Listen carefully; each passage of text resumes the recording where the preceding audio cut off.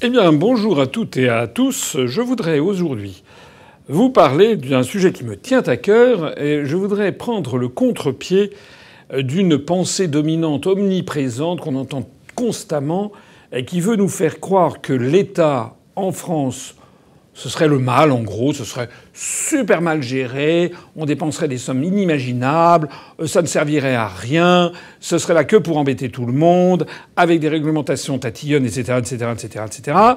Alors qu'en revanche, l'entreprise privée, ce serait formidable. Je ne dis pas le contraire non plus. Mais je voudrais quand même m'opposer un peu à cette opinion générale qui a percolé dans tous les milieux et qui, sous l'effet bien entendu, de la pensée ortholibérale ou ultralibérale comme on veut. Je voudrais rappeler que s'il y a des réglementations en France, comme dans tous les pays du monde, mais s'il y en a beaucoup en France, elles ne sont pas nées d'un chapeau ni nécessairement nées du côté sadique de tel ou tel haut fonctionnaire.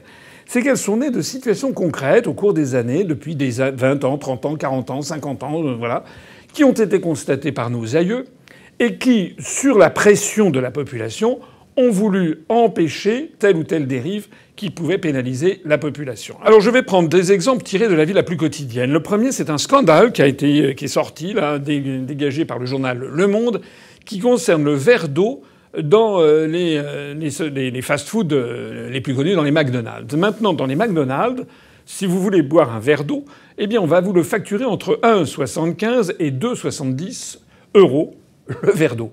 Ce qui revient entre 5 et 7 € le litre, suivant la contenance, pour de l'eau du robinet. Encore, ce serait de l'eau minérale, de l'eau d'Évian, de l'eau de Vittel, d'accord.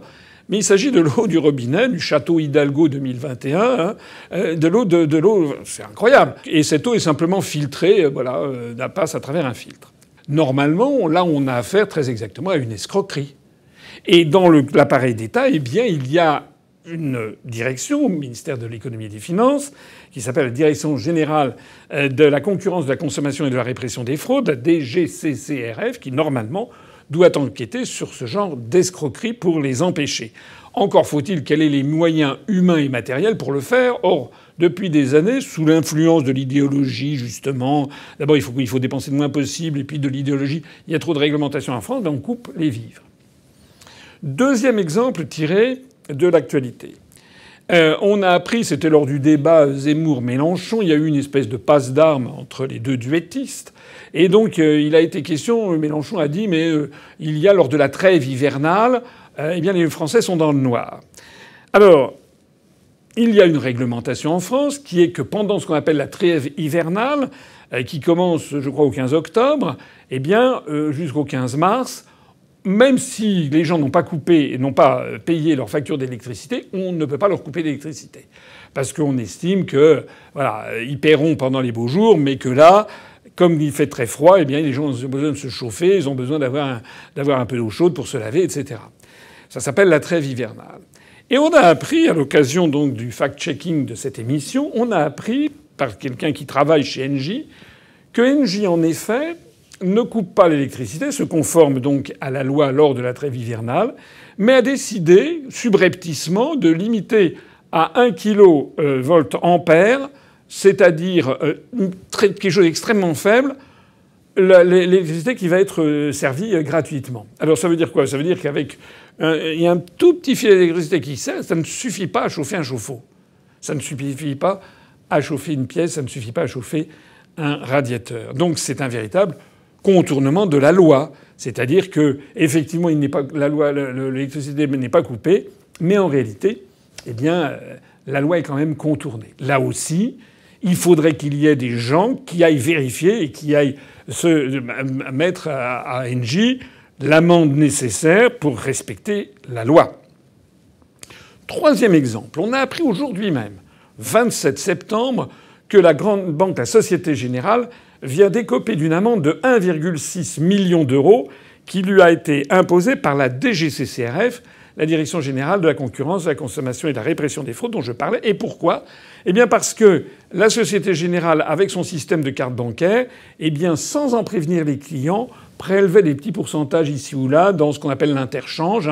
Si vous achetez par exemple, je sais pas, sur eBay ou je sais pas quoi, ou par Internet, vous faites un achat dans un pays étranger, au Royaume-Uni ou je sais pas où, et qui est facturé en dollars, il y a une commission de change. Et ça n'était pas suffisamment précisé. Et la Société Générale faisait gratter un petit truc. 0,3% au lieu de 0,2%. Alors ça n'y paraît pas grand-chose, mais accumulé avec évidemment des centaines de milliers d'opérations, ça fait beaucoup d'argent. Et la DGCCRF a donc exercé le rôle de l'État. Encore un autre exemple tiré de l'actualité, c'est l'augmentation de l'électricité et du gaz. On a appris, c'était le magazine UFC Que Choisir, qui vient de faire des calculs et qui a montré que pour une famille normale, je crois, enfin standard, un père, une mère avec 2 enfants, eh bien, va y avoir une augmentation qui va être de l'ordre de 150 € de sa facture annuelle en matière d'électricité. Alors que on nous a expliqué qu'on allait mettre EDF, ce qui d'ailleurs a été le cas, en concurrence, et on assiste à des augmentations considérables. Même chose pour le gaz. On va avoir une augmentation de 12,6% du tarif réglementé du gaz au 1er octobre. Alors il est exact que le tarif du gaz au niveau mondial est en très forte croissance parce qu'il y a une pénurie de gaz. Au passage, merci beaucoup aux Russes d'avoir terminé Nord Stream 2 et de commencer à livrer du gaz russe à l'Allemagne parce que ça va avoir tendance à faire baisser le prix du gaz. Mais pour en revenir à mon propos d'origine, je voudrais rappeler que là, il ne s'agit pas de la DGCCRF en l'espèce. Là, il s'agit de services publics.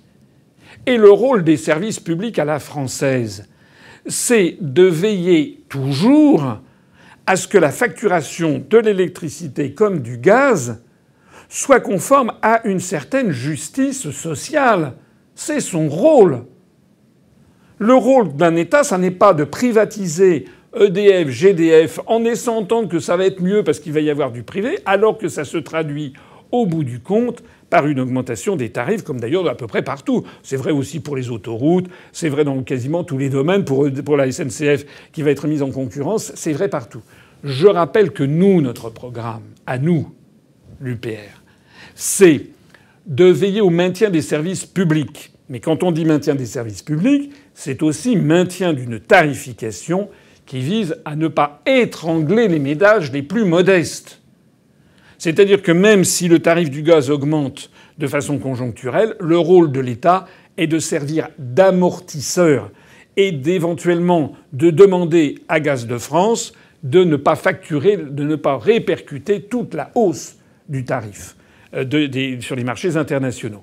Pareil pour EDF. Si nous avons prévu dans notre programme, et si je suis élu président de la République, je le ferai, nous referons de EDF, nous rétablirons EDF, nous rétablirons Gaz de France, comme ça existait à la grande satisfaction des Français. Nous ferons un bras d'honneur à l'Union européenne et nous rétablirons ces services publics avec, bien entendu, des injonctions pour maintenir des tarifs qui seront des tarifs à vocation sociale et de justice sociale. Et de la même façon, eh bien, nous maintiendrons également les contrôles de la Direction générale de la consommation et de la répression des fraudes, parce que nous pensons que si on laisse le libre cours à toutes les initiatives privées, si l'État ne fait pas respecter une certaine forme de morale publique, eh bien, on risque de voir se développer des phénomènes qui sont des phénomènes d'escroquerie générale. Ça n'est pas le rôle de l'État de laisser ça. En France, les gens attendent de l'État qu'il assure la justice sociale.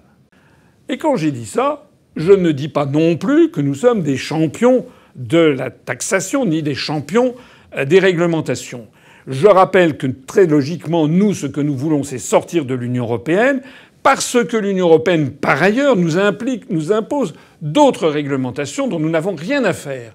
Donc nous voulons enlever toutes les réglementations venues de l'Union européenne. Je pense à des choses, par exemple, sur le camembert, par exemple, au lait cru, des choses comme ça, qui correspondent à des fantasmes hygiénistes des pays scandinaves ou des pays du nord de l'Europe. Nous, en France, dans les pays latins, on aime les fromages au lait cru, par exemple. Ben, nous, c'est typiquement le genre de réglementation que nous ferons sauter. Mais il est bien entendu entre nous que nous garderons une surveillance de l'économie par l'État. Et puis enfin, s'agissant de la taxation de façon générale. Des taxes en France, des prélèvements obligatoires, comme on dit, et qui sont parmi les plus élevés du monde. Je dis parmi les plus élevés du monde. Il y a des pays comme la Norvège ou la Suède où les taux de prélèvements obligatoires sont à peu près du même niveau qu'en France et qui se portent très bien. Mais n'oublions pas que ni la Norvège ni la Suède, par exemple, n'ont adopté l'euro. Donc c'est encore autre chose. Mais il faut en effet, et je le pense, je l'ai toujours dit, essayer de faire baisser les prélèvements obligatoires. Mais pour ça, il faut que l'État et plus généralement l'ensemble des collectivités publiques fassent des économies. Ça veut dire quoi? Ça veut dire que l'État peut en effet faire quelques économies, pas énormément, parce qu'il est à l'os. Moi, je pense au contraire qu'il faut augmenter le budget de l'État. Mais là où il y a des économies à faire, je l'ai déjà dit, je le redis ici, comme je le dirai d'autres fois, nous avons un programme d'économie absolument drastique et qui fera plaisir aux Français.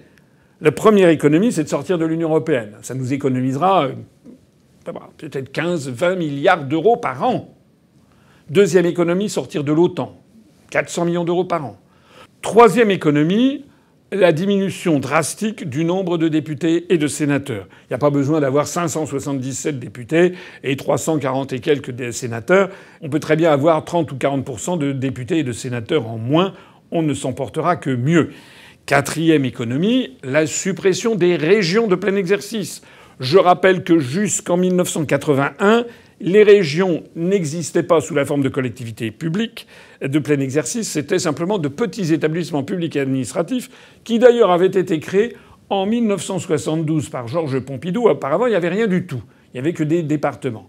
Alors, rien du tout, c'est peut-être beaucoup de tout supprimer, mais je pense, parce que des habitudes ont été prises, mais je pense que l'on peut très bien revenir au dispositif minimal de coordination régionale entre les départements, parce que la véritable structure administrative de la France, c'est le département, et donc de supprimer les régions. Supprimer les régions, ça veut dire, on va supprimer 1700, je crois, 60 et quelques postes de conseillers régionaux. On va supprimer également les amphithéâtres des conseils régionaux. On va supprimer les administrations des conseils régionaux. Tout ça, c'est du monde qui sera libéré. Ça va être des milliards d'euros d'économies et dont les Français découvriront qu'il se passe très très bien. Parce qu'actuellement, on a inventé ce système des régions. D'ailleurs, plus personne n'y comprend rien entre ce qui sont les subventions venant de la région, venant du conseil départemental. J'ai déjà eu, je n'insiste pas trop, l'occasion d'expliquer que ces régions, l'origine de ces régions est de nature idéologique. Il s'agit d'avoir une Europe des régions dans la vision de démanteler ensuite les États-nations pour avoir les États-Unis d'Europe au niveau des régions. Je vous renvoie à ma conférence sur la question des euro-régions, qui est confirmée sans arrêt par les événements. Voilà des milliards et des milliards d'euros d'économies. Parmi les autres économies, nous supprimerons le CICE pour les grands groupes, pour les grandes entreprises, pas pour les toutes petites, mais pour les grands groupes, nous supprimerons le CICE parce que c'est un scandale absolu. Ça n'a d'ailleurs pas créé d'emploi en particulier. Et puis ça a permis à certains grands groupes d'augmenter les dividendes des actionnaires. Il faut quand même pas se moquer du monde. Là aussi, ce sont une vingtaine de milliards d'euros peut-être que l'on peut économiser. Et puis en sortant de l'Union européenne, nous sortirons de la libre circulation des mouvements de capitaux et nous pourrons, avec l'aide de l'Interpol, avec l'aide de Tracfin, nous pourrons renforcer notre surveillance de tous les transferts de fonds internationaux qui permettent en général à des entreprises d'échapper à l'impôt. Donc nous lutterons contre l'évasion fiscale et nous lutterons également contre la fraude fiscale en France. Voilà, tout ça, je peux vous dire que ça va faire un sacré paquet d'économies. Ce seront des dizaines et des dizaines et des dizaines de milliards d'euros d'économies. Avec tout ça, il y en a une partie que nous consacrerons à la baisse de la fiscalité et une autre partie que nous consacrerons à renforcer l'État, à renforcer le régalien, notamment renforcer les hôpitaux, renforcer le système éducatif et les salaires des fonctionnaires, notamment dans le même domaine de l'éducation. Lorsque Madame Hidalgo dit que les enseignants ne sont pas suffisamment payés, elle n'a pas forcément tort lorsqu'on l'on compare avec les pays étrangers. Là où elle a tort, c'est quand elle annonce une augmentation mirobolante sur 5 ans, qui est d'ailleurs complètement contradictoire avec les contraintes de l'euro, dans lequel par ailleurs elle veut rester. Ce que nous ferons également, c'est que nous augmenterons le budget du ministère de la Défense. Ça, c'était tout à fait important. Et nous augmenterons également le budget du ministère de la Recherche. Et puis nous mettrons aussi de l'argent là où il y a des manques criants. Je pense en particulier à la rénovation des infrastructures, le réseau ferroviaire, le réseau routier et autoroutier, les ouvrages d'art, les ponts et les tunnels, puisque vous savez, ça fait maintenant des années que plusieurs institutions, à commencer par le Sénat, mais la Cour des comptes aussi, l'Inspection générale des finances, tirent la sonnette d'alarme sur le fait que notre réseau routier et tous nos ouvrages d'art sont en plein déclin. Donc nous mettrons le paquet aussi là-dessus. Il manque à peu près 300-400 millions d'euros par an pour le rénover. Ben ça tombe bien, c'est l'économie qu'on fera en sortant de l'OTAN, par exemple. Nous mettrons également le paquet sur les questions concernant, évidemment, la sécurité. Mais là, il y a tout un programme sur la sécurité que je vous présenterai prochainement. Et donc, notamment, renforcer les moyens des commissariats et des gendarmeries, mais aussi renforcer les effectifs et les moyens de la justice. Ce qui signifie au passage plus de places de prison, avec des prisons qui soient pas surchargées de population, et puis également une justice qui fonctionne plus rapidement avec des moyens, parce qu'actuellement, la justice française vit parfois réellement d'expédients. Et puis autre chose où il y a vraiment un manque criant, c'est dans l'outre-mer, et tout particulièrement, alors tout l'outre-mer mérite d'être aidé, mais il y a tout particulièrement quelques points spécifiques à aider. Je pense à la Guyane. Vous savez qu'il y a eu des émeutes en Guyane. Il y a, au début de la présidence Macron, en fait, rien n'est vraiment réglé. Là, il y a vraiment un problème d'infrastructure, des routes à construire par exemple, jusqu'à Maripasoula ou à Sinamari, des écoles à construire, des hôpitaux à construire, parce que la population augmente fortement. Il y a des manques vraiment criants d'infrastructures. Même chose à Mayotte. À Mayotte, qui est un chaudron à ciel ouvert.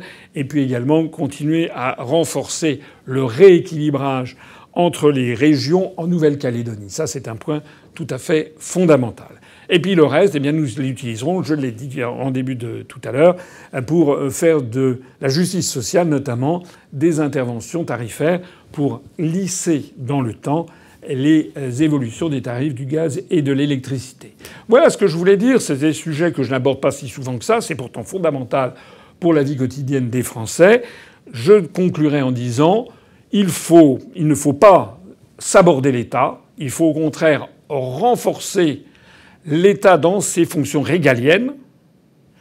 Il faut en revanche diminuer les dépenses absolument ahurissantes que nous faisons ici ou là, à l'Union européenne, à l'OTAN, avec les régions, avec l'évasion fiscale, avec des parlementaires en surnombre, etc. Et là, il y a énormément d'argent à gagner. Vive la République et vive la France.